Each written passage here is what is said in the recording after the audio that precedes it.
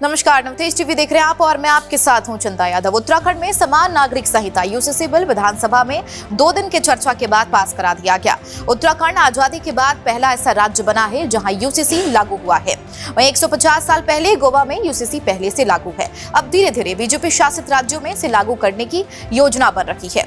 उत्तराखंड में एक नया बिल पारित होने के बाद अब वहां रहने वाले या रहने की योजना बना रही लिविंग कपल को सरकार को अपने रिलेशनशिप के बारे में जानकारी देनी होगी। जी हां, बता दें यूनिफॉर्म सिविल कोड नए बिल के एक अहम प्रावधान के अनुसार धर्म, लिंग और सेक्स को लेकर व्यक्ति की पसंद की परवाह किए बगैर राज्य के सभी निवासियों पर समान पर्सनल लॉ लागू होगा। हालांकि कुछ आदिवासी समुदायों को इस बिल के दायरे से बाहर रखा गया है।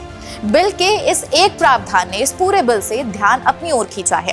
भारत के अधिकतर हिस्सों में अब भी साथ रह रहे अविवाहित जोड़ों यानी कि इनको पसंद नहीं किया जाता है। इस तरह के रिश्तों को आमतौर पर लिविंग रिलेशनशिप कहा जाता है।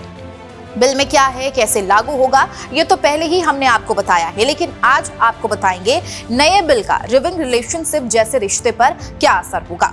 नए बिल के अनुसार इस रिश्ते से जोड़ों यानी कि कपल अपने लिविंग रिलेशनशिप के बारे में रजिस्ट्रार को बयान देना होगा, जो इस मामले में 30 दिनों के भीतर जांच करेंगे। जांच के दौरान जरूरी होने पर पार्टनर्स को और अधिक जानकारी या सबूत पेश करने को कहा जा सकता है। लिविंग रिलेशनशिप के बारे में दिए बयान को रजिस्ट्रार स्थानीय पुलिस के साथ साझा करेंगे और अगर कपल में किसी एक पार्टनर की उम्र 21 साल के उम्र से कम है तो उनके अभिभावक यानी कि पेरेंट्स को भी सूचित किया जाएगा। अगर जांच के बाद अधिकारी संतुष्ट हैं तो वो एक रजिस्टर में पूरी जानकारी दर्ज करेंगे और कपल को एक सर्टिफिकेट जारी करेंगे। ऐसा ना होने पर पार्टनर्स को सर्टिफिकेट ना जारी करने के कारणों के बारे में बताया जाएगा।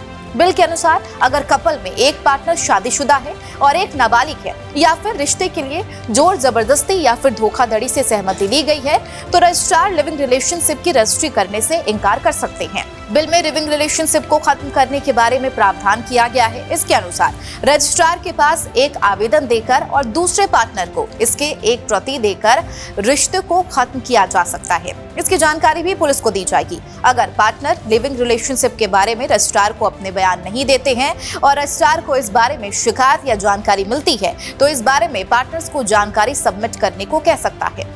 इसके लिए उन्हें 30 दिन का समय दिया जाएगा।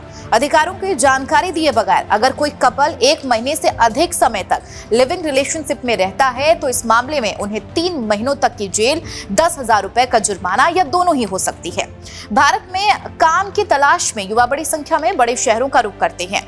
इनमें से कई पारंपरिक शादी और इससे जुड़ी व्यवस्था का विरोध करते हैं। ऐसे में अविवाहित जोड़े का साथ रहना असामान्य भी नहीं है। साल 2018 की बात कर ले तो 1,60,000 परिवारों में हुए एक सर्वे में पाया गया है कि 93% शादियां अरेंज मैरिज है, जबकि 3% लव मैरिज है। हालांकि अलग अलग सर्वे में शादी को लेकर अलग अलग आंकड़े देखने को मिलते हैं। बीते सालों में भारतीय अदालतों ने भी लिविंग रिश्तों को नापसंद करते हुए टिप्पणियां दी थी। हालांकि इस तरह के रिश्ते को लेकर सुप्रीम कोर्ट का रुख पूरे तरीके से पॉजिटिव रहा है। साल 2013 में सुप्रीम कोर्ट ने संसद से कहा कि वो लिविंग रिलेशनशिप में महिलाओं और बच्चों की सुरक्षा सुनिश्चित करने के लिए कानून लागू करे।